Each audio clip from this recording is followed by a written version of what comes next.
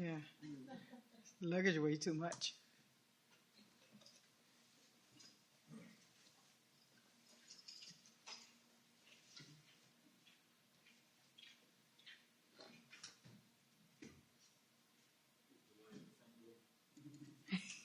Good morning.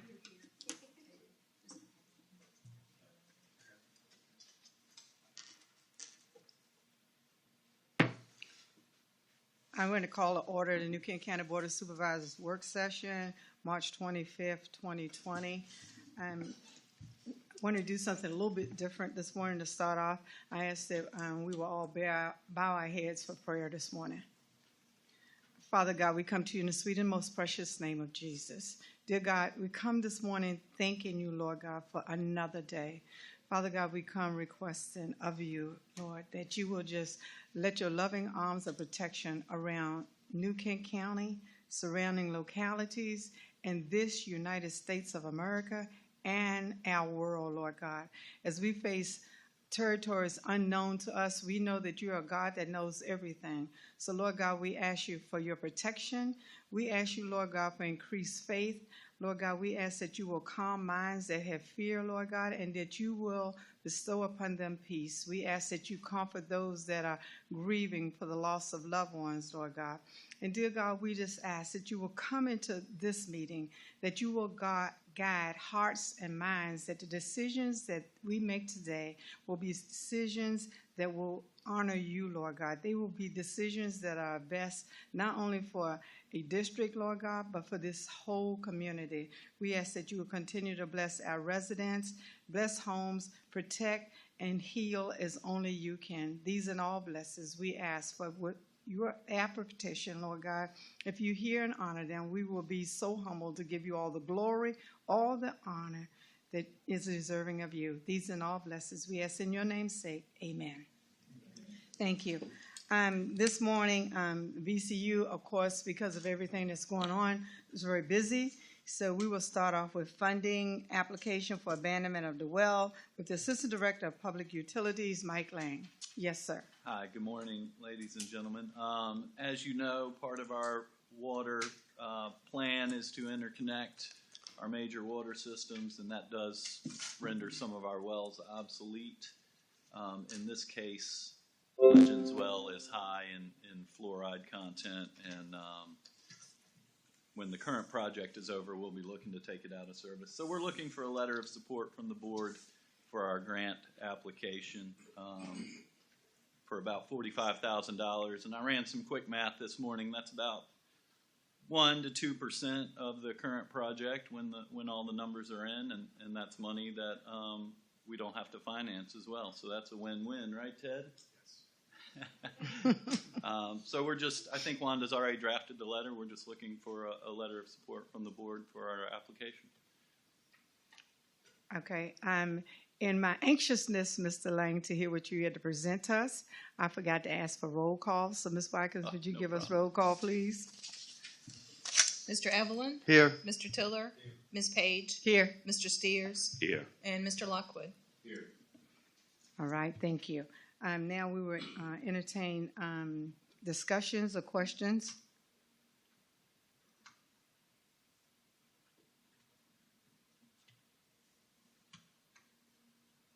Now, can we have a motion? Madam Chair. Yes, Mr. Teller. Madam Chair, I move to approve a letter in support of the abandonment of the Legends well and in support of a grant application to seek funding from the Drinking Water State Revolving Fund. Thank you, Mr. Teller. Ms. Watkins, will you poll the board, please? Mr. Evelyn? Aye. Mr. Tiller? Aye. Mr. Steers? Aye. Mr. Lockwood? Aye. And Ms. Page? Aye. Thank you, Mr. Lang. Thank you.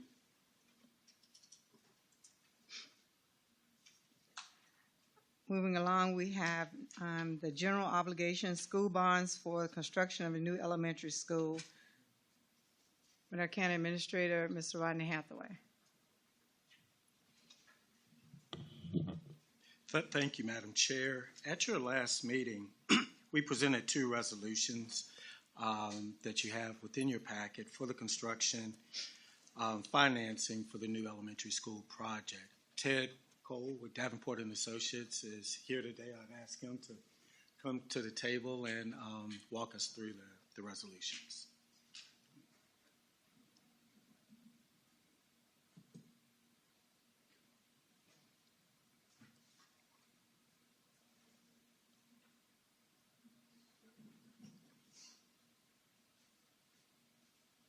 Good morning. Yes, so as we discussed at the, good morning. As we discussed at the board retreat, the county made 2 applications to the Virginia Public School Authority for funding of the elementary school. One of those applications was to participate in what they call their pool program. That pool sells twice a year in the spring and in the fall. The current pool is currently scheduled to sell on April 21st. There are about 8 counties and or cities that have applied and been approved for a total of about $130 million dollars worth of school funding that VPSA is expecting to be in the pool. Now, each of those counties, including New Kent, currently has until April 3rd, which is next Friday, to confirm are we in or are we out. The applications have been approved for the pool, including y'all's, but again, you and all the other applicants have until currently April 3rd to say we're in or we're out. The resolution that you might consider today would be your formal action to instruct staff and the professionals to let VPSA know whether you're in or out of that pool program. Now, we know there's a lot of conversations going on right now. The municipal bond market where VPSA would sell their bonds is not functioning in a normal manner right now, and it hasn't for a couple of weeks. We had your retreat, I think, on March 13th, and it was just at that point where things were starting to really get out of whack a little bit. So that has continued, and we've seen interest rates move higher because there's just not a lot of bond activity. There's a lot of people, institutional investors, that are having to sell bonds to generate cash to honor their investors' redemptions. Many investors want their cash, and so these big buyers of municipal bonds are selling in what we call more of a forced sale. So we're seeing opportunistic buying, which is pushing interest rates higher than where we have been in the last month or two when we've been planning for this. So one of the things that VPSA has told us as early as this morning is that they may well extend the deadline beyond April 3rd. No guarantees. It could go to April 15th as the deadline to let them know whether you're in or out of the pool. April 15th, potentially. I think if that were to be where they land, that lines up nicely because I believe your next scheduled board meeting is April 13th. So that, in that scenario, would allow you another 2 weeks, give or take, to assess what's going on and make a decision. But officially, as of this morning, they did not say that was the case. They said that is our best estimate. We'll know later today. And that's to get in on the spring bond issue. The spring pool. That's right. Now, the resolution that you could adopt for the spring pool, VPSA approved their pool on Monday. They approved their financing on Monday. Their board did at a 5.5%, a rate not to exceed 5.5%. Okay. The resolution that you all might consider today tightens down on that, and it currently reads at 3%. And that is closer to what has been the budgeted number for this school borrowing as part of your FY21 budget. That it lines up much more closely with what the budget can afford for this than would a 5.5% interest rate. Now, And you all control that decision exclusively. In other words, the resolution, when and if you decide to adopt it, you all have the sole ability as a board to insert the interest rate parameter, the not to exceed interest rate. It can't go above 5.5 because that's what VPSA has already done, but you can self-impose a lower level of rate. And when the time comes for VPSA to sell those bonds, they cannot include you if the rate that you would get would be above your self-imposed limitation, if you follow. As an example, or by way of discussion, our best estimate, and normally we can give you these estimates with a very high level of comfort and conviction, a little bit less so today, to be just completely honest, because the market is not functioning as it might normally, but we are closer today to about a 3.75%.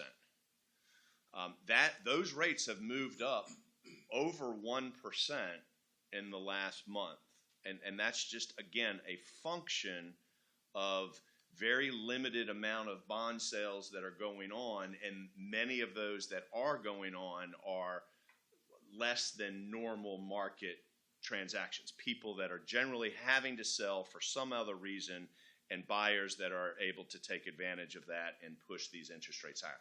That may correct itself in a week, in 2 weeks, in a month. We don't know. We saw a little bit of glimmer of hope yesterday, but currently, VPSA is saying for the pool, you plus the other 8 counties or so at $130 million, we need to know by April 3rd, likely to slide, but they haven't committed to sliding that yet. And their current schedule says they're going to sell bonds on April 21. That would be the date where they would lock in the interest rates.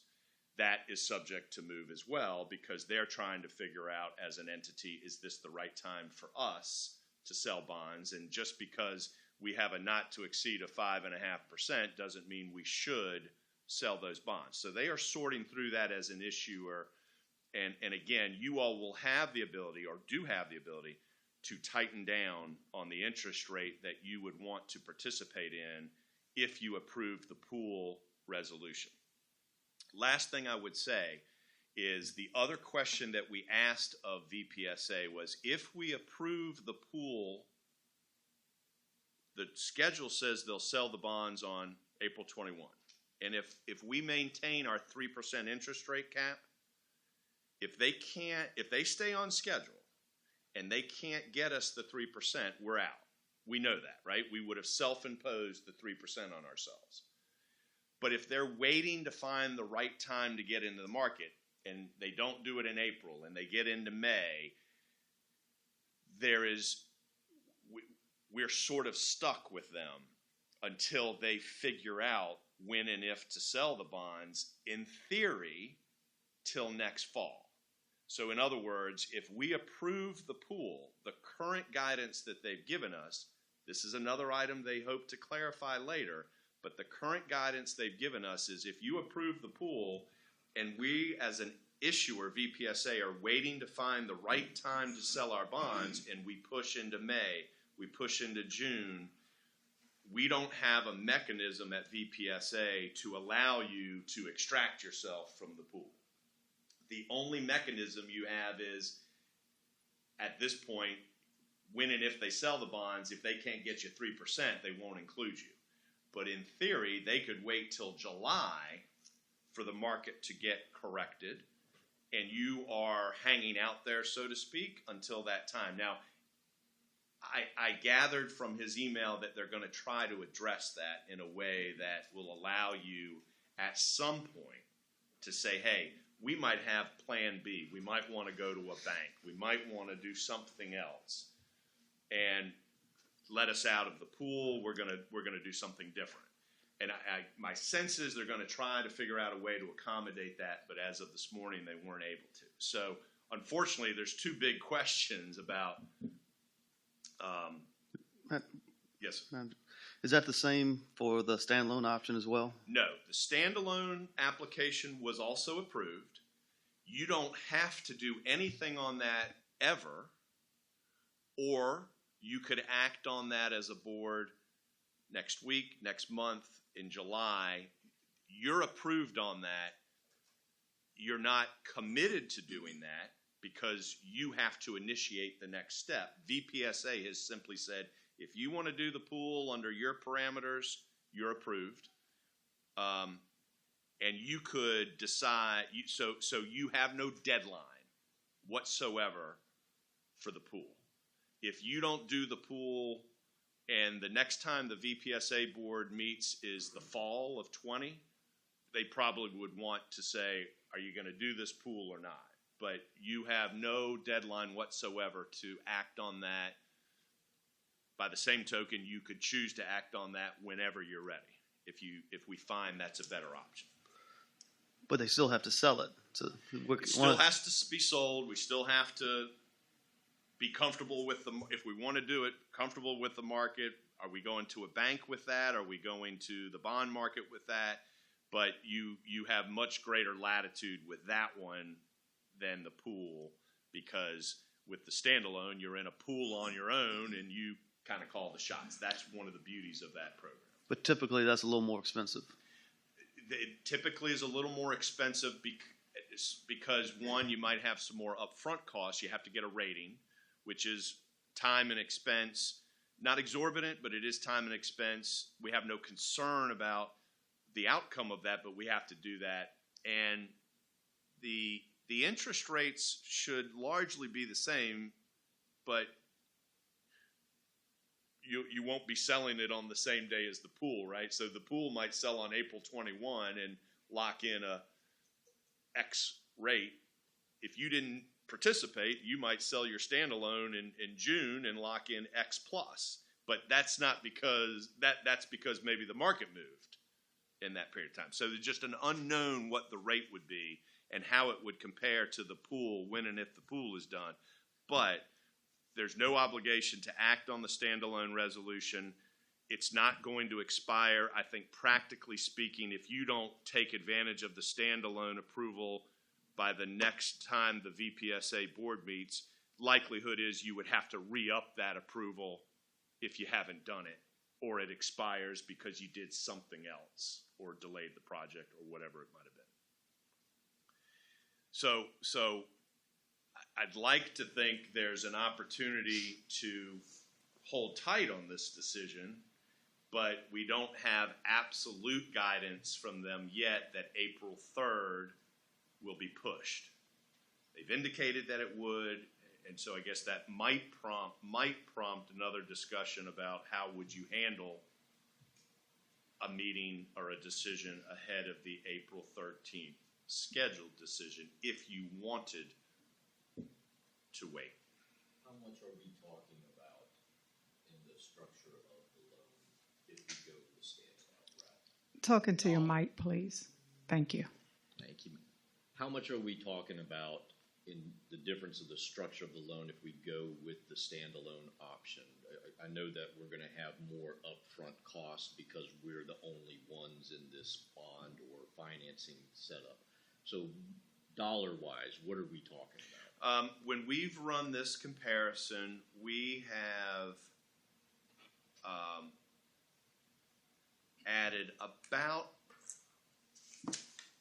$150,000 of additional upfront cost to the borrowing for the standalone compared to the pool. And that is to account for a rating, at least one rating that you would have to get and pay for exclusively, as well as the VPSA level consultants that you always pay a share of in the pool, but you're paying exclusively in your standalone. So that's the order of magnitude in the upfront fixed cost, about $150,000 of additional for the standalone, and then the interest rate will be Market-based. market-based, yes. And VPSA did do something a little different, just for what it's worth. They approved themselves, and therefore you all, either way, pool or standalone, to sell their bonds into the bond market, which is how they typically do. They also allowed themselves to sell their bonds directly with a financial institution, which is a little uncommon for them. When you're thinking about 130 million going out 20 years or even 25 years, that doesn't usually line up real well for a bank, but there are institutions out there that would consider that. So they have provided themselves, therefore you all, a little more flexibility on how to sell the bonds, which will only help either way. We just don't know which way that will go. Well, there's a lot of things in play right now, obviously, in the world, but just looking at interest rates in general, I mean, the Fed dropping the rate down to zero, we don't know what Congress is going to do. There is talk about support and help for municipalities at a local level. So are we kind of getting the cart before the horse before we know what all the options are and what is coming down in the next few days for us to be making a decision on something that is so much in play right now? Yeah, I mean, the pool situation limits your flexibility, right? And they've indicated they might be able to give you more flexibility than historically they have, but we don't know that yet. But the standalone is an approved option for you that you can choose to act on or not at some later date. There is always an opportunity for New Kent to go out and borrow money. We've done this a number of times through the EDA, right? Whether we borrow money from a bank or the bond market, and that's an option. I mean, banks, generally speaking, are functioning more normally than the bond market. Yes. Madam Chair, I'm talking to a few bankers as well. I could think these next 2 weeks are going to be kind of critical what's going to happen from what I understand, because I don't think they're not really interested in any long-term loans right now for the next week or so. My question becomes this: April 21st, 23rd is when this process, if we go into the pool, that's going to put the school probably not breaking ground till June 1. You're talking about the pool. And I'm saying, what's that going to do to the timeline of trying to get the school open by 9/21? That's more than likely that timeline's not going to work. Well, there's been some discussion, no decisions made, though, that if the board moves forward with the financing resolution, the schools would move quickly to issue a notice to proceed to the contractor.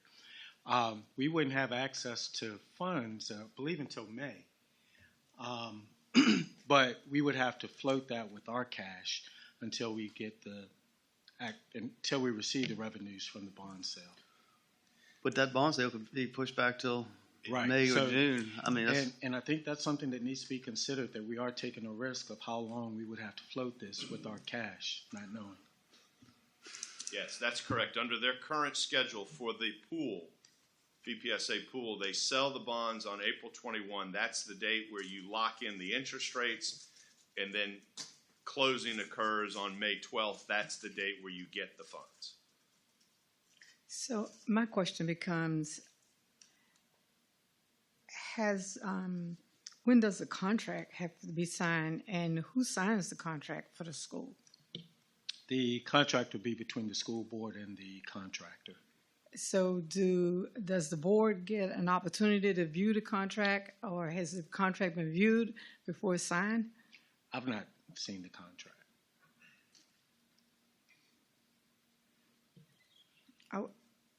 Mr. Nichols, is it possible for us to get a copy of the contract before it's signed, and has it been reviewed? The contract has been reviewed through our attorneys, Sands Anderson, same firm that you guys use, and with our architects and so forth. I can work on that piece. Our current schedule was, pending this meeting, we have a meeting on the 30th to move forward with a contract with the apparent low bidder at this point. So it's possible for us to get a copy of the contract before it's signed? I would imagine. Thank you. Mr. Steers? Yes, Madam Chair. We're in some really uncharted waters right now. We don't know what the economy's going to do in 2 weeks, 2 months, 8 months. And, we already have Colonial Downs is shuttered. We have restaurants closed. We will probably be seeing home foreclosures, people losing their jobs, whatever. And, this is not a popular opinion, but it's my honest to God opinion that I think for us to do our due diligence to the taxpayers of this county, that we delay any going forward with anything with the school for at least a year.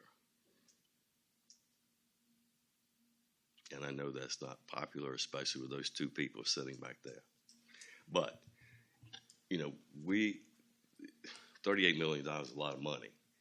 And I just don't think we're thinking wisely of the uncertainty that we're going to face and then going out here and borrowing $38 million. And yes, this may put the schools in a hardship for space for another year, but we may have to buy another trailer or two or something like that to get through the time. But, and I'm a very optimistic person. If somebody says, is the glass half empty or half full, my response is you got the wrong size glass to begin with. And that takes care of that. But, we got to use some wisdom here. And like I said, I know it's very unpopular, but I just believe we need to delay the project for a year. Thank you. Thank you, Mr. Steers. Any other comments or discussion? Madam Chair, I think it would be prudent for us to delay this decision for this meeting.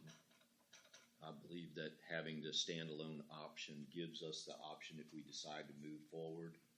And there's no guarantee, even with the pool, that that decision would be made or could be made before our presumed construction start. So I think it would be prudent for us to delay this decision. It gives us 2 more weeks. Look at what's changed in the last 10 days since we met. How the rosy sunshine projections that we had, that we all looked at, are out the window. And that's the impact of what we anticipate in the next budget. We haven't really even taken a look at the impact of this year's budget as it continues. So I think it would be prudent for us to delay this decision until our next meeting so that we can really analyze what's going on in not just the county's economy, but the state and nation's economy. Because there's going to be so many different factors that are going to drive this that are beyond our control and, quite frankly, I believe beyond our current understanding. So I concur that we should delay this. I don't know that it needs to be delayed a year, but I think in a couple of weeks we'll have more and better information to make that decision. Thank you, Mr. Lockwood. Thank you. Any other comments? Madam Chair, Ms. Evelyn? I agree with both of you. This is some tough times. There's no question about that. Probably. This is one time. I've been on the board for 12 years. We've been through hurricanes, been through tornadoes, been through a lot of stuff, and this is one time I actually feel helpless as a board member. You can't go out there and help a neighbor move a tree. You got to stay 6 foot away. So it's interesting times for sure. But I'm like you. I look at the glass half full. I think in a couple of weeks, I'm hoping things are going to look a little better. There's no question that we need a new elementary school. It's been years. But I do agree we probably do need to wait a couple of weeks. I think in 2 weeks, things are going to look a lot different. But my question would be, do we need to continue the meeting in case they do not push that deadline to April 15th? And we need to come back by April 2nd or April 3rd.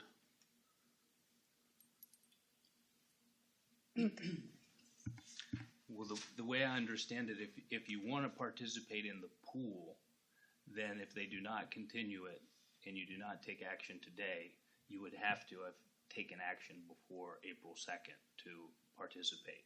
If you want to, Ted, correct me if I'm wrong, but if you would like to participate in a standalone, if you take no action today, you can take action at the next board meeting, whenever that is. Doesn't have to be April 2nd or April 15th. And you can move forward with the standalone at that point. Is that right, Ted? Standalone, no need to do anything. I guess the question you're getting to is if you want to reconsider the pool, not today, but at a later date, the mechanism to hold a meeting to do that if it needs to be before April 13th. Yes, sir. Because, I mean, let's be honest, we've invested a lot in this school already. If we do away with it in a year, we're going to have to go back to architectures, rebid, and do all that stuff over again. And it's going to be a cost to doing that again. We've been through that before on some projects, and we might save $3 or $4 million, and we might spend $3 or $4 million, and that's the chance we all have to make this. Have to decide here, because interest rates could go out the roof in 6 to 8 months. I guess my question is, would you like to establish a meeting for next Friday and continue it to that? And if there's no need to meet next Friday, we just cancel that? So, well, next Friday, Next we have to Friday know would be by the deadline 3rd or to by the 2nd. sign. Or is that cutting it close? If that's cutting it close, we could. I would think close of business on Friday the 3rd is adequate. So if you Okay. wanted to do a Friday morning meeting, ultimately Thursday might just Thursday. eliminate any uncertainty. Okay. But should we cancel that meeting if we know beforehand it's going to be If April you find that April they 15th? have pushed the deadline, and what they indicated is it could be April 15th, then you could cancel that meeting, whatever the proper term is, and consider this again, presumably at your April 13th schedule. And you said you know by it today, right? That's what they told me. That's what I thought I heard you say. Attorney The, Heflin. the other option is to just call a special meeting for the date, once you know from VPSA what they're going to extend it for. Do we have that? So you're not shooting in the dark to continue a meeting. You can call a special meeting once you know when that deadline is, if that's what you want to do. And are we to do that without 3 days' notice, to call a special meeting? Is there a noticing period? There is a notice requirement, which is reasonable under the circumstances. So as Okay. soon as we know it, if we know it today, then we'll have plenty of time to do 3 days. But if they wait until sometime next week, then as long as we give it as soon as we can under the circumstances, we'll be okay. So if we continue, do we have to do a notice as well? Or would today serve as a notice? Well, if you continue, then this would be the notice, but you would also post notice on your website and Okay. post notice everywhere that you would be continuing until that day. You just don't know what the day is now, so, but I'll leave it up to the board to decide. Well, I guess what we know right now, the day would be April 2nd, right? Yes. And if I was just curious, if you continue it to April 2nd and you just determine you don't need to have the meeting, does you just not meet? Yes. But you could adjourn and call a special meeting. We'd have plenty of time. Either way. Mm-hmm. It'd probably be cleaner if we adjourned. Yeah, I think so. Okay. Yes, and I think to your point, they could come somewhere in between and say, you need to let us know by April 9th. And so maybe continuing today to April 2nd locks you into that, whereas calling for a special meeting when we know allows us to deal with them saying, look, we're not letting you go to the 15th. We need to know by the 9th, which might mean you want to call a special meeting on the 8th. That sounds like that gives you more latitude. Do we need a motion for that? No, we'll just post notice if the chair decides to call the special meeting once we know the date. Okay. No, that's not my question. Do we need because we're not making a decision on this today, do we need a motion to continue it to this date, possible date, or no? You could take a motion to table it, or you could just take no action on it and nothing will have been done. Okay. So you don't need a motion if you're not going to take any action on it. Madam Chair, one thing, and I'll be quiet. Yeah. With this, if we do, with considering $38 million, this is a lot of money, like Mrs. Steer says. I would like the schools to, I guess Sands Anderson has reviewed the contract, Maybe I'd like to see their comments and stuff on, change orders and all that stuff. Not, how's that going to be handled? Just a couple of highlights of how that stuff is going to be done in the contract, because on the county side, we've gotten caught in those things a few times. I just hate to see y'all rush the contract to break ground too quick. I really think the attorneys need to spend a lot of time going through that contract and spend the time with the school board on that. Absolutely. Madam Chair, I'd also like for the board to be able to review the contract before we make that decision, before we move forward with financing. Thank you, Mr. Lockwood. Mr. Steers, anything else? Mr. Tiller? Okay, so it's all right. I have to say, and in all due honesty, we are treading unknown waters. Just like Mr. Evelyn stated earlier, it's not like it's a hurricane or a flood or a tornado. We sit in anticipation it's going to happen. After it happens, we clean up, cut down some trees, clean up yards, and wait for our power to come back on, and then we resume our lives as normal. We will after this event, our normal, as Fire Chief said yesterday, will be a new normal.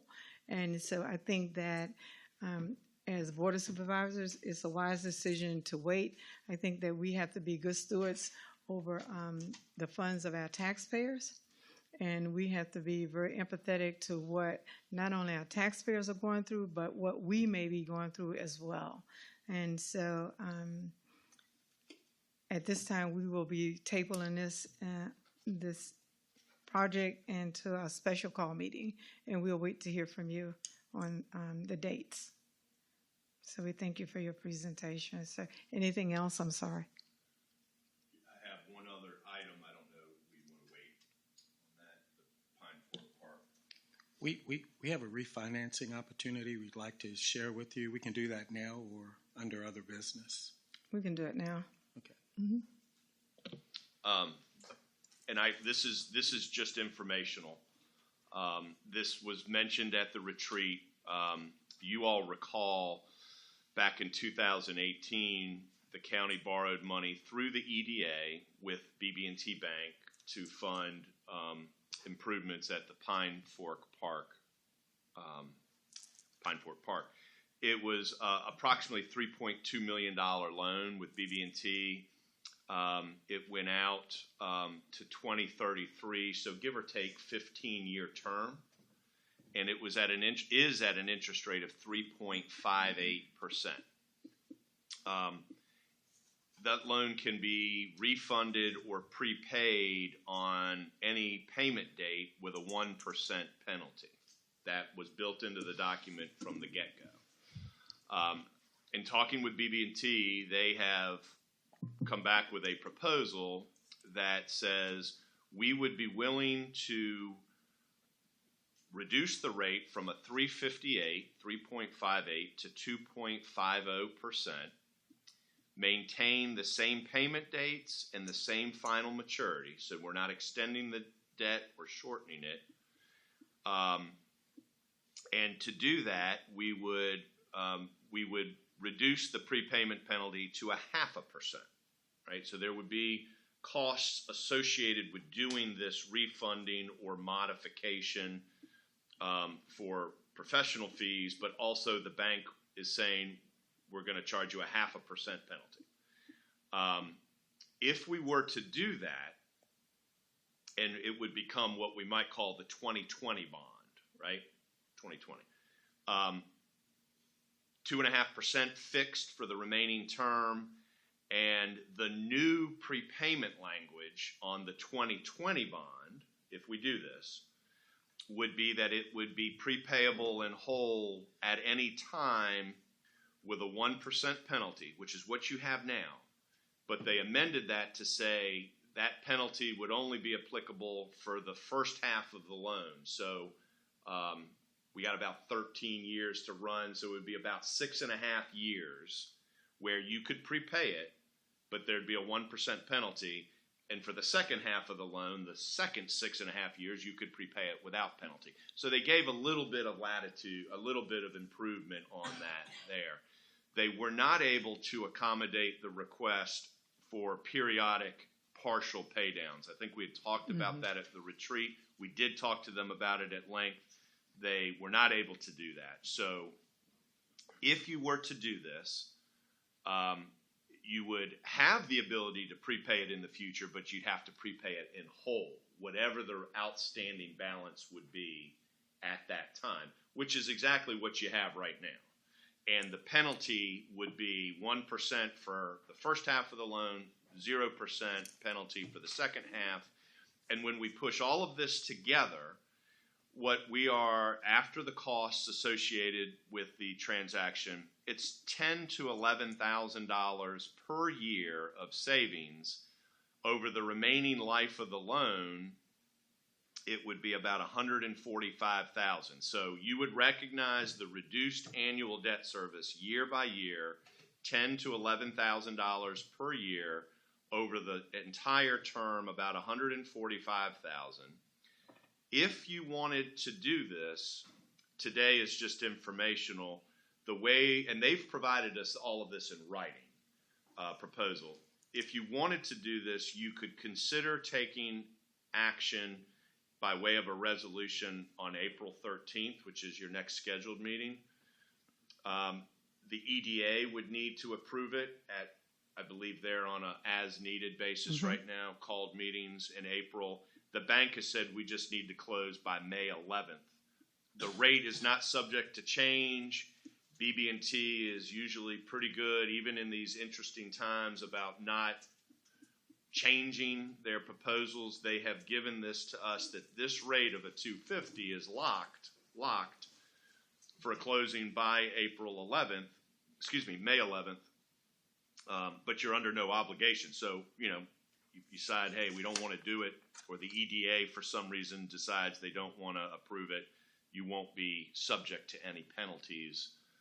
So we wanted to share that a little bit better detail than we had at the retreat. And if it's something that you would like to pursue, we just need some direction, and we would work with county attorney and bond counsel to have something for you all to consider at your April 13th meeting. Okay. Thank you. Madam Chair, Any question? I'm just curious, what would the refinancing cost be? So these are estimates. We have plugged in for total expenses $75,000. That includes the bank would have a counsel. I would think that maybe we can come in under that, but that's what we've included, $75,000 of fees, and then that prepayment penalty is about $15,000. Remember, they said 0.5%. For the loan amount that we would be refunding, 0.5% penalty is about $15,000. So that is about $90,000. Said another way, if you had no expenses to do this, you would have another $90,000 of savings. Now, the 75 could come down, and on April 13th, we could come back to you with an exact number. We just need to ourselves look at it, Sands Anderson, the other professionals, and we could have a real number for you there if that would be helpful in your decision, which I suspect it would be. So Ted, just to be clear, those costs are included into your $145,000 Correct. savings. Those costs are assumed to be included in the new loan. The amount of the loan is going up by those costs. And so when we say you're going to save $10,000 to $11,000 a year or $145,000 over the life, we've accounted for those costs. So you don't need to deduct those costs from the savings. Okay. I'm okay with it.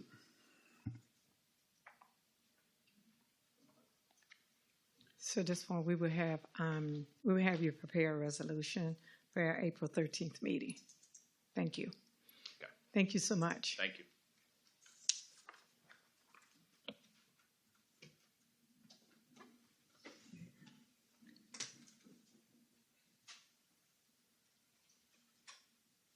At this time, we have Central Virginia Waste Management Special Project Service Agreement with our CFC and HCFC Collection and Processing Services. County Administrator, Mr. Hathaway. Thank you, Madam Chair. Before you, you have a 5-year agreement for the collection of CFCs and HCFCs, which is Freon, and those appliances that contain Freon, such as refrigerators, freezers, air conditioners, dehumidifiers, and so on. Our current agreement expires at the end of this fiscal year, and Central Virginia Waste Management has sent the new agreement out to all localities and has asked that we return them an agreement if we decide to move forward by the end of April. The cost actually has decreased. Currently, we pay, I believe, $15 per appliance for Central Virginia to pick up those appliances from Route 618 transfer station. That cost will go down to $10 per appliance. This is a 5-year agreement with, I believe, one renewable 5-year term. Mm-hmm. Any discussion? It's just nice to hear that we're gonna actually save some money. So would you like to make a motion, sir? Madam Chair, I move to authorize the county administrator to execute the proposed special project services agreement for CFC, HCFC collection and processing services. You've heard the motion. Ms. Watkins, will you poll the members, please? Mr. Tiller? Aye. Mr. Steers? Aye. Mr. Lockwood? Aye. Mr. Evelyn? Aye. And Ms. Page? Aye. Thank you. Next, we have the Jones Lang LaSalle Brokerage, Inc. Commissioner Agreement with New Kent Post Office. Mr. Hathaway? Thank you, Madam Chair. Members of the board, you have before you an agreement, proposed agreement with Jones, Lang, and LaSalle Brokerage, JLL. This is in regards to the post office project. We're currently working on a lease with the United Postal Services to construct a new post office that would replace the current New Kent Post Office. I was hoping that lease would be ready before this meeting, but I've not received a draft yet from the Postal Service. Still waiting on that. But the post office is using JLL as their broker, and it is customary for the lessor to pay the brokerage costs. The proposed cost is 4%, which through my research I find that is pretty much it's customary. 4%, 3 to 4% is the average in this area. That would equate to, I believe that is spelled out on the agreement, that would equate to a one-time payment of $36,000. With this agreement, if we do not execute a lease with the post office, if we can't come together on terms, we do not owe this payment, and that is stated in this lease. Therefore, I'm comfortable with moving forward with this, and the payment would not be due. Mr. Hathaway, will you speak up some, please? Oh, I'm sorry. Thank you. Do I need, it's on. I'll move it a little closer. Okay. And the payment would not be due until after the lease is executed as well. Hopefully by our April meeting, I will have a proposed lease. Once I get it, definitely our county attorney will need to review it as well, but I should have something by our April meeting. So today our action is just for the commission fee. Yes. Any discussion? Yes, Madam Chair. Mr. Hathaway, was this fee included in our projected costs for the construction of the building, or is this an additional cost? This would be an additional cost, and it is based on the current lease terms that we've all agreed to, the $25 per square foot. It is based on the annual revenue that we would receive from the post office. Any other discussion? Madam Chair. Board members, Speaking to the mic, sir. Thank you. there are some, I wanted you to be aware of this provision as a term in the lease to make this payment and make sure you were comfortable with that as part of the lease going forward, since we're still negotiating that and working on it. If you are comfortable moving forward with making this payment, and it is customary for the landlord to pay the tenant's brokerage fee, I just wanted to make sure that that was brought to your attention, that this was part of the deal as we're proceeding and would be a cost associated with it. There are some changes technically to the agreement that I would like to make, so I'm not asking you to approve the language as it's written right now because I need to make some changes, but just want you to be comfortable, if you are, with going forward with the negotiations and the understanding that we would be responsible for paying this brokerage fee. Thank you, Mr. Attorney Healthy. Any more discussion?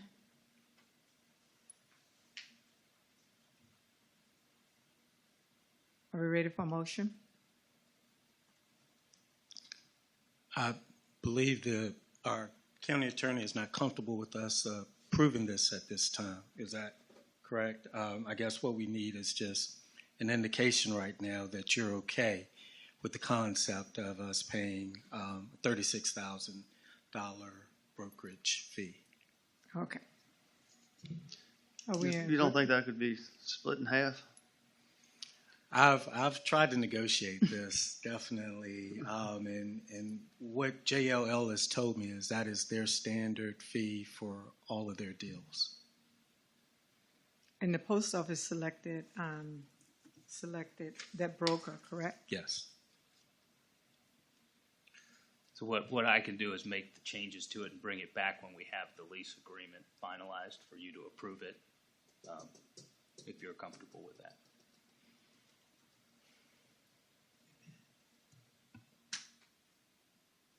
If you would do so, we'd appreciate it. Thank you. No problem. At this time, other business, Ms. Hathaway, do you have anything for us? Our fire chief is here today to give us an update on our response to the COVID-19.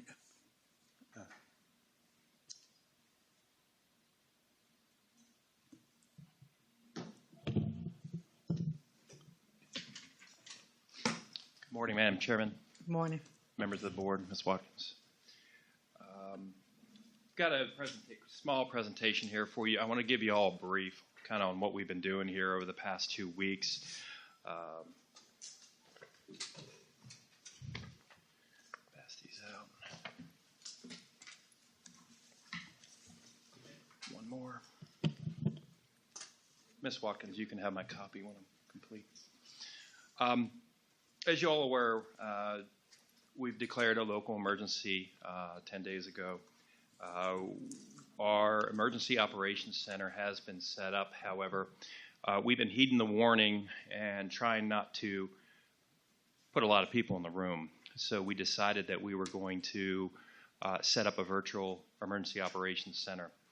We are going in and out of that room over there, and we have a limited amount of folks who are working right now in various emergency support functions. We are communicating daily with the state, the health district, and our neighbors to the east and to the west. And we've formed in-house a leadership task force, and we're meeting daily at 3 p.m., 2 or 3 p.m. It all depends on the governor's press conferences. And we're keeping everybody, the leadership here, Ms. Page as well as on that task force, that we're trying to keep everyone abreast of what's going on here in the county on a leadership level. We've organized into the modified hybrid ICS function for this event. And right now, as you see on the next page, you'll see our organization. We have the hybrid organization into, we have a unified command between myself and Sheriff McLaughlin.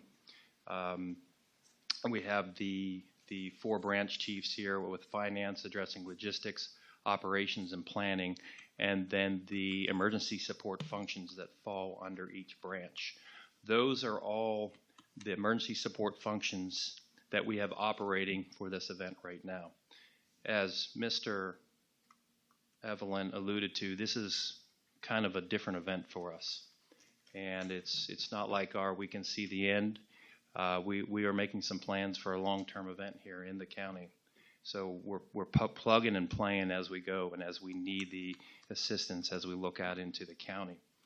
We currently have the following emergency support functions activated. We have our ESF number 2 for communications, 4 for fire and EMS, 5 for planning, 6 for mass care, 7 are logistics, ESF 8 for public health, ESF 13 for public safety and security, ESF 14 business and infrastructure, ESF 15 for external affairs, and ESF 17 for our donation management. I'd like to give you kind of a brief of which each one are kind of focusing on right now. Again, this is very fluid. As in the words of the president, we are fighting an invisible enemy right now, so this is changing on an hourly basis. In communications, we worked with the schools and some leadership here in the county to get up Wi-Fi spots all around the county. We've got some public-private entities working with this as well. And we have those Wi-Fi spots for the kids or for the students out there to have that opportunity to go and hook into some high-speed Wi-Fi among the county. We did request a cell on wheels. We were waiting on that request from Verizon right now to see if we can better place in some areas that have some very, very low Wi-Fi in the area. We're waiting on that request right now. Also in communications, we started this probably a good 3 weeks back. Is dispatchers are screening 911 calls with additional questions. We have that all in place with our protocols right now. Again, those questions are changing and growing rapidly. Now with the community spread to our very close neighbors, those questions are getting longer, and we're asking more to protect our personnel before they go into the scene. In ESF 4, Fire and EMS, we've pretty much prepared our staff for the long haul of this.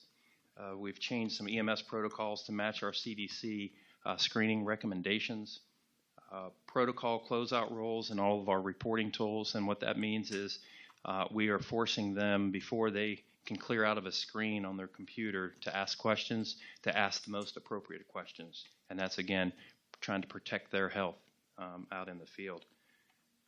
We've come up with a new policy of reducing personnel exposure time. So before, when we would run into a house with multiple people, right now we're going in and triaging with one person and letting that individual be in their proper PPE and going in and making a triage assessment before we put any more folks into the home. We are preparing for surge. I believe the next 3 or 4 weeks could be very challenging with surge, but we're preparing for that. I'm hoping that's worst case scenario, but we are preparing for surge. Our decontamination procedures, we've got some new ones for both our personnel, as well as our equipment, the ambulances. We have a policy so that if we do have a high-risk patient or even a medium-risk patient, when that ambulance returns to this county, it goes out of service. We decontaminate it, and we put that back in service once we feel that it is clean. We are screening our folks 3 times daily when they come on shift, in the middle of their shift, and then before they leave shift. So we're making sure that our folks are healthy, and when they come in, when they leave, and during the day. So we're screening those folks as well.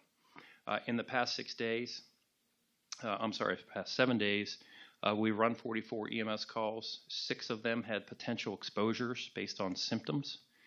We had 1 that was a high risk, again, based on that questioning and the screening, and 5 of them were medium risks. So that's kind of what has been going on the past 7 days in fire and EMS. Our ESF 5 and our planning right now, this list is going to be pretty extensive here as we plan for the long haul. But in planning, we're planning for meals, for emergency meals here in the county. Senior welfare, we've got some things there. One of the items that we're doing is we're working with our faith-based community. They have a laundry list of their parishioners and their members of their churches, and we're asking them to reach out to the elderly to check on them. And we're working on a recovery plan right now. That recovery plan, we don't know what it looks like because, again, we don't know what the end looks like. And then, obviously, we're planning for Murphy. We know we're right now in tornado season, and as this approaches, and if it goes longer, we have to prepare for hurricane season as well. So we're trying to look at a short-term, mid-term, and a long-term plan, and to prepare the county and our assets to handle anything that's thrown at us. Mass Cares, pretty much they're planning for surge as well. Kind of looking at a standby for test sites if we were asked to put one up here. Now, I did just get, standing in the back of the room, got some information on test sites. I believe they're going to push more towards your physician's office than these test sites. So we're still seeing how these testing sites are looking, and looking for the possible of remote hospitals in the Commonwealth right now, or I like to call them the old MASH tents, or in larger facilities throughout the Commonwealth where they're going to put up some surge bedding, et cetera. So we're preparing for whatever comes our way there. In logistics, again, this is a very busy unit right now. We've completed an inventory of all of our PPE assets. We reported that on a daily basis up to the state. We're also doing a burn rate daily to the state, so that when we request this, they're basically scrutinizing those burn rates so that they can properly divvy out the PPE as it comes in. We got a first shipment of our request from the national stockpile. It wasn't much, but we'll take it. And also, Colonial Downs donated some masks that they had, and we accepted them yesterday. So we appreciate that donation from Colonial Downs. We did purchase some emergency meals. We put them 1,000 emergency meals so that if food does get scarce here, we were able to get about 8 days to feed our personnel. Right now is what we're planning for, 8 days. We relocated all of our PPE to a central area so that we can pass that out when needed. We've identified dry space for any surge equipment or supplies that need to come in. We've got a vendor search for PPE and supplies. That's an ongoing basis. And obviously, they're doing our anticipated needs and objectives as we need going forward. Our ESF, public health, we don't have anybody here in the county. However, we've been working with our health district daily. Both Dr. Frank as well as Steve Reichel have been working with us on a daily, kind of providing us as much information as possible. And just so that you know, and our senior leadership task force has been kind of working on this daily. We may not know if we do get that first case in New Kent County before the media does. So I just want to let you know, if you hear it first on the media, we probably heard it first on the media as well. The health districts are hearing it first on the media as well. So I just wanted to let you know that this is a big animal right now, and the information flow is challenging, to say the least. Our law enforcement friends and our public safety and sheriff's office, all their personnel are armed with PPE. We've reduced their exposure time as well as calls where they would normally run with fire and EMS. We're pulling them back as well to limit their exposure. They're handling all of the, hey, can we do this now that we're locked down? And I think that is one of their biggest issues right now is the volume of phone calls they're receiving to say, hey, what if we do this? Are we going to get arrested? Is that correct, Sheriff?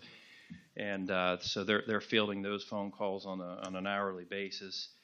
They've been working with the judges closely on what's happening over there in the courts.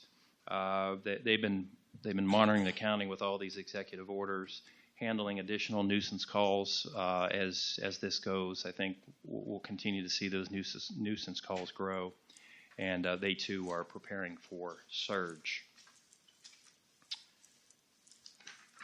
Our ESF 14 business and infrastructure, we're working with our economic development team, Mr. Smolny, and the chamber to reach out to our small businesses now that the application for the SBA is out and the protocols for that. We're working with those folks to guide them if they want to go after these small business loans. So we've got that in place right now, and Mr. Smolnik's working with the chamber and making sure that we're trying to push that information out from FEMA to those businesses here in the county. Almost there. External affairs, probably one of the busiest one in this whole event and probably one of the most important. As you can imagine, the false information that's out there is pretty significant. And we are really guiding our citizens, to our webpage, which we have links to kind of our three verifying sources, which is the Virginia Department of Health, or the CDC website, as well as our governor's office. And that's kind of what we've grown. Our PIO has grew 5 pages on our website. There's a lot of good information there for our citizens right now that if they have any questions, please look there first. It'll guide them in the right direction of where they need to go. Especially our health district, there's a call line for our health district, and we have that posted in all of our buildings as well as on our website. So, and our social media, Facebook, and everything like that. So, rumor control is kind of what we're doing on a daily basis. We're monitoring those social media sites and trying to put the rumors out and put them in the right information. There's a lot of wrong information right now, and we're trying to get through that and make sure that our citizens are reading the correct information on social media. And then lastly, we have volunteer and donation management. As you can imagine, everyone wants to help. People are calling in, wanting to help, wanting to lend their time. We also have some monetary requests out there, so we have this set up. Folks we've got a vehicle that these folks will be funneled into, and where those requests will come into. So we also set up here in the county what's called New Kent County COVID-19 Help, or NKC COVID-19 Help. There's an email address and a call line, so that if you want to help or that you need help, call this line and we'll be able to take care of you. One way or another, if we can't take care of you, we'll find a resource that can help take care of you here in the county. So, Madam Chairman, that's where we are right now. Again, this is fluid. We're moving at a very fast pace, but also at a very slow pace, if that makes any sense. But we've got our community's interest at our sites, and we're moving right along. Any questions for Chief? Chief, you mentioned the cell on wheels. Do you have an idea of what the range on that coverage-wise would be for something like that? Is it pretty limited, or are we talking something that could, take care of a neighborhood or a couple of houses? No, I think it takes care of a neighborhood. I would imagine the radius, from my past experiences, is usually about a mile and a half radius around where that cell on wheels is. It depends on, again, what's on the top of that tower, where we place it. But that's usually, it does reach out pretty good. And depends if they have a radius antennas on it or just line of sight. It depends on what's at the end of that tower right now. So. Any other comments or questions? Madam Chair, what is the, can you, I guess since we're streaming this live, what could Mr. Hathaway and Mr. Chief of Pat kind of give an update of where we are as far as county buildings, how we're operating as a county with people, trying to get permits and different things like that? Sure, thank you. Since Monday, March 16th, we've been closed to the public, but staff has reported to work, and we're still operating. We're collecting online payments. We have drop boxes out in the parking lot where individuals can drop items off for applications, permits, and they can always mail permits into us too. And we're still accepting permits. We're still processing them. We're still conducting building inspections, environmental inspections. We're pretty much operating with the only exception that we don't have the face-to-face, the public involvement. Right now, we have all the staff coming in, so your staff is here, and we're working. And I guess if there was any type of outbreak or something that could change. Terry Agner. Oh, I'm sorry. I have a resolution to discuss next that may help that help address that situation. Yeah. I'm sorry, Ms. Evelyn, continue. And if there was some type of, if a family member had an outbreak, or if somebody in their family had an outbreak, there was staff members, is there some type of policy set up? Yes. We're open to staff, but I've advised staff not to come in and not to come into any county facility if they are at risk, if they're experiencing any of the symptoms of COVID-19, fever, cough, or chest congestion. Is it one more? I think that's it. We're asking them to self-quarantine for 4 days. We're requiring them to self-quarantine for 14 days. If they have a spouse that's been exposed or that's quarantined, we want that staff person to be quarantined for that same period of time as their spouse. If they've traveled out of the country within the last 14 days, they're not permitted into this building.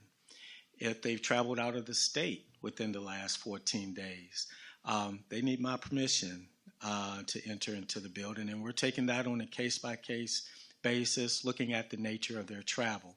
Obviously, if they've flown and they've been in areas, large areas with festivals, concerts, things like that, they need to quarantine for 14 days.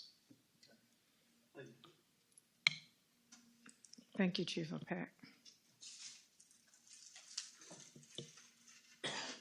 Yes, Mr. Hathaway. Yes, thank you. Thank you. I do have a resolution.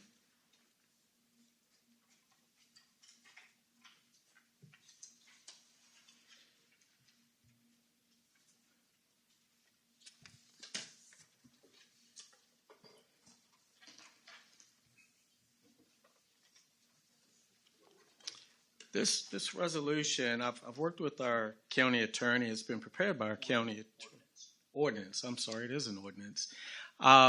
It's been prepared by our county attorney. The state code gives localities the opportunity, if they pass by ordinance, to meet electronically during times of disasters and emergency declarations. This resolution gives you the option. Ordinance, I'm sorry. This ordinance gives you the option to do so. It does not mandate that you have to meet electronically. I will say that there are various localities that are conducting electronic meetings using various types of software, GoToMeetings, WebEx, Ring Central, and definitely Facebook Live. We're still looking into software options that would best suit us. And it may be multiple software options that we use at one time for our meetings. But we're still looking into the how-to and how we would conduct an electronic meeting. There's definitely various options out there, and adopting this ordinance would give us the option of doing so. We've had requests from the public regarding processing, rezoning, and use permits. Right now, none of our committees are meeting. The Planning Commission, all of their meetings have been canceled. If this was adopted, this would give an option to meet electronically for the Planning Commission. Madam Chair, I got a question for Mr. Hefty. I saw this, that the governor put out, but I thought if we met electronically, we could only talk about what the emergency was about. Has that changed? No, you're right. That provision under FOIA, there is a provision in the Freedom of Information Act which allows localities and governments to meet electronically. And that was put into the state code, my understanding is shortly after 9/11. And it was limited with that context in mind to only discuss the how to deal with the disaster. So there is nothing in the Freedom of Information Act itself that allows localities to meet electronically to carry on other business besides directly related to the disaster. And that's one of the main issues with this type of disaster, which is so unusual compared to a natural disaster like a hurricane where there's a fixed input and then it's over.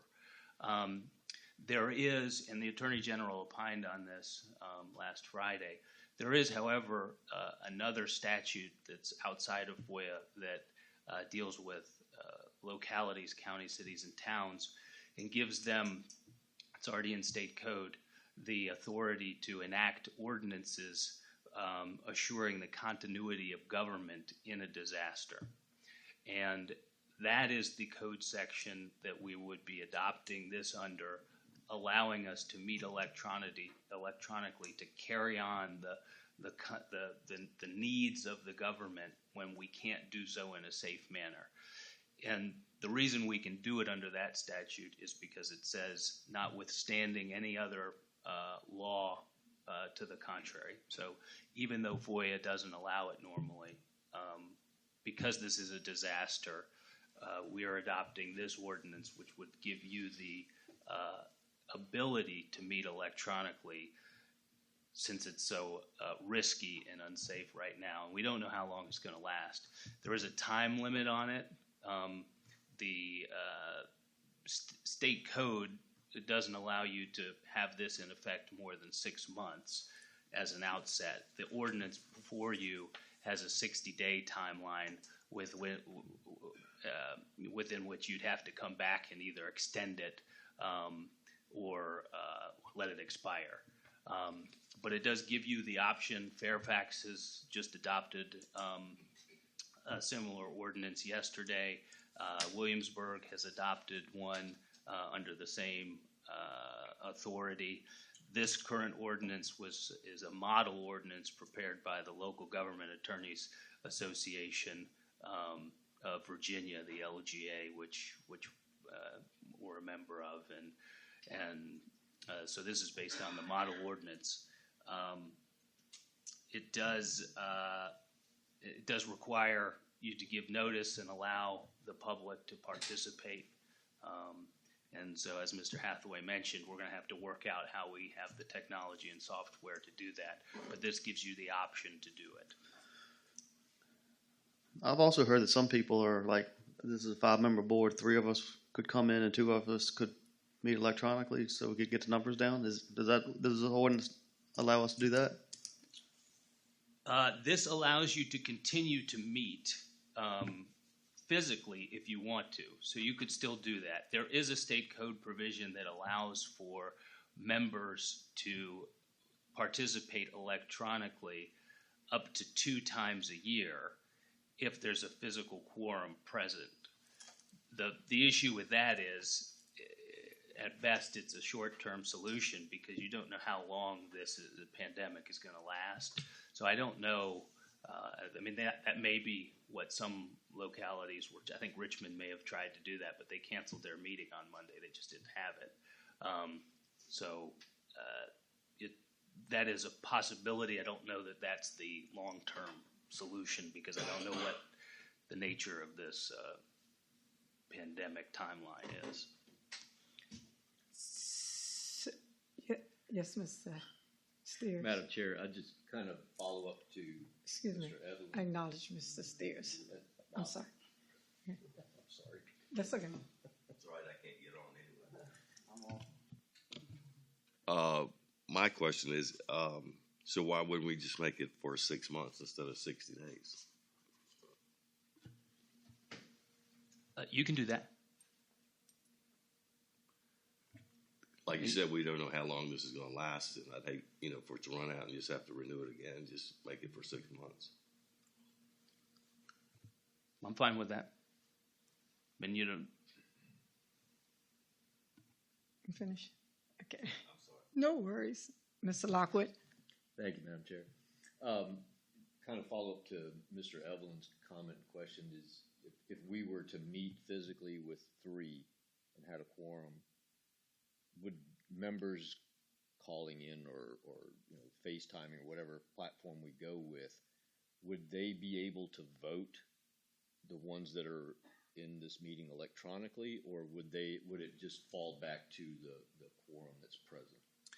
no, we would have to, they would be able to vote. You'd have to adopt a policy which would allow remote participation, which you could do at the next meeting. But it would allow members to call in up to two meetings per year. And they would be able to participate and vote and engage in discussion as if they were there present.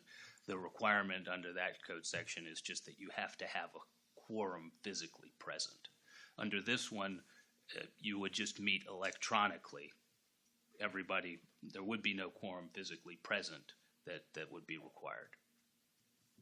I think it would be good for us to move forward with this, just to, especially allowing that the public would be able to participate in those meetings, and we follow with our normal notice procedure. So I think it would be a good idea.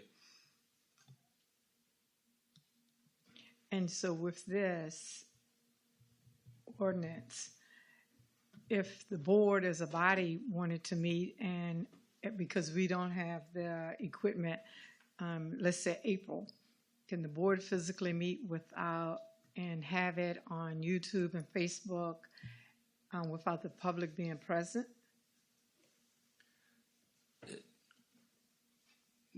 No, the board could not meet without the public being able to participate as well electronically. So could we,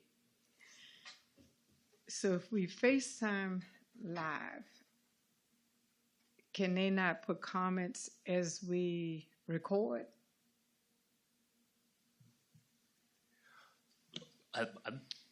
That's okay. It would be up to how the technology works. But yes, if you're going to meet electronically, the bottom line is what you're committing to is you're trying to take this public meeting and making it work so that the public can see what you're doing, and that the public has an opportunity to participate if that's the portion of the agenda. So does that help answer? Okay.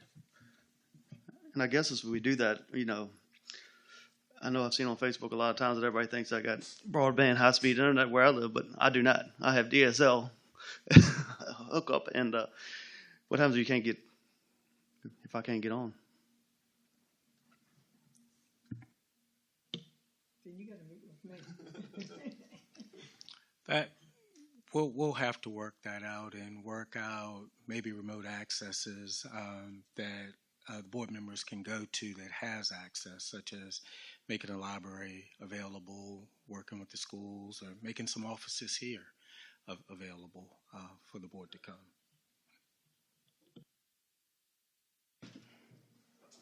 Yeah, the last comment I'll make about the adoption of this today is that you would be doing this as an emergency ordinance.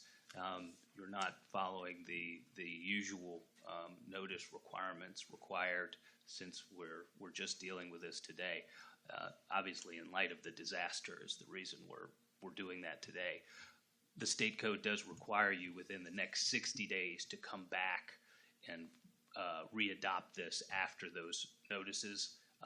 So that's something that if you were to approve this today, which you're allowed to do, we would just be bringing it back up because we are required to. And I wanted you to be aware of that requirement. So we would keep it as stated for 60 days and then come back? If we gotta come back anyway? You could do that, sure. Okay, okay. I'm good. Any more questions? Any more questions? I think we beat this to death. Yeah. May we have a motion, please?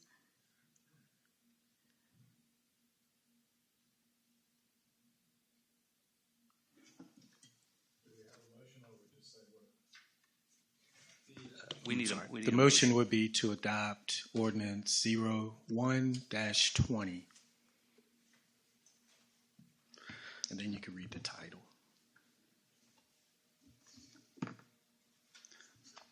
Madam Chair, I move to adopt ordinance -01-20, emergency ordinance to temporary changes in certain deadlines and a modified public meeting and public hearing practices and procedures to address continuity of operations associated with pandemic disaster. Thank you, Ms. Evelyn. Ms. Watkins, will you poll the members, please? Mr. Steers? Aye. Mr. Lockwood? Aye. Mr. Evelyn? Aye. Mr. Tiller? And Ms. Page? Aye. Thank you. Any other business? Yes, sir.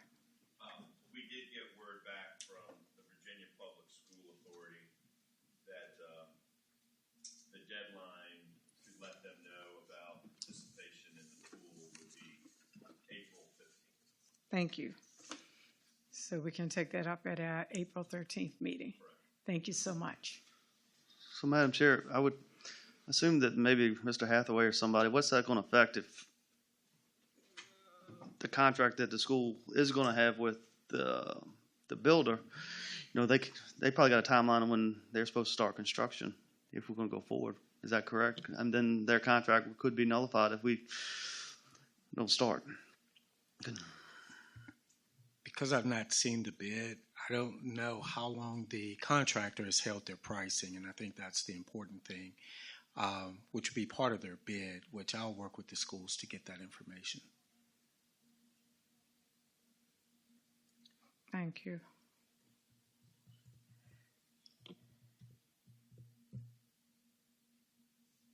Okay. Good. If we have no more comments, then I would like to take the opportunity to thank the EOC participants. Thanking Fire Chief Peck and your staff and the fire and rescue. Also Sheriff McLaughlin, your staff, the deputies, our 911 dispatchers, during this time when they have extra to include in their calls. All of our directors and our constitutional officers. I know for you it is not doing business as normal, but operating so that we can serve as citizens of this great county. To our county administrator, our assistant county administrator, and your staff, especially to Krista that's taken on multiple tasks, and Ms. Watkins that's picking up as well with multiple duties. And then to our county staff, we are indeed monitoring the situation. We are doing everything possible, extra cleaning in our buildings, thanking our general services and you for making sure that your offices and doorknobs and door handles and everything is wiped down using hand washing procedures. Just thanking you for being here to serve the citizens of this county, knowing that we are not the only government building that is open with modified uses, which is being closed to our public. So New Kent County is not standing alone on this situation. However, we are monitoring, I wanted to say daily, but it seems like it's hourly, that we are included in conferences, conference calls and meetings to ensure that not only you're safe, but that when you go home, that you're not transmitting anything to your family members. So we thank you especially for that, and knowing that you're not alone, that we are doing everything possible and everything that you're doing to continue to serve this county with excellence is appreciated. Because of you, we still have contractors that are able to employ their employees, and so that their livelihood continues. And for that is thank you, giving our residents a peace of mind that they can, whether it's paying their utility bills or whatever they have to pay on time using the drop box, that's being done. And so we thank you for being good stewards of our taxpayers' funds and being here and being committed and dedicated each and every day. And please know that if there's any departments that I have left out, that it is charged to my heart and not, to my mind and not my heart.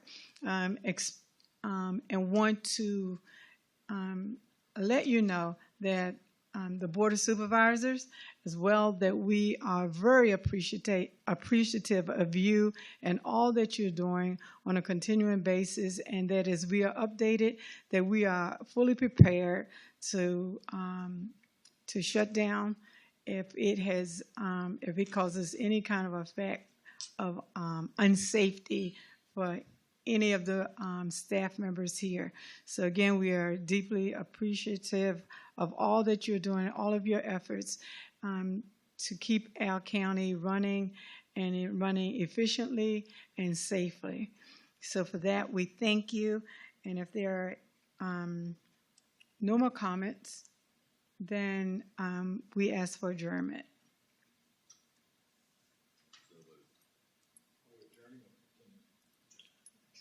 Okay.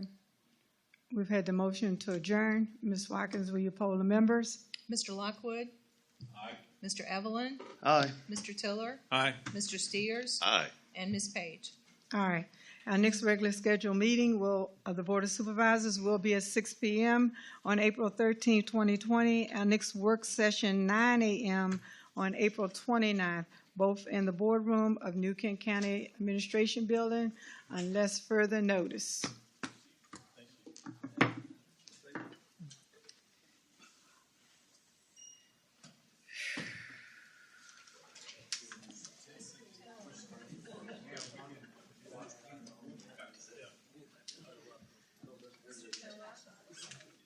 Mr. Tiller?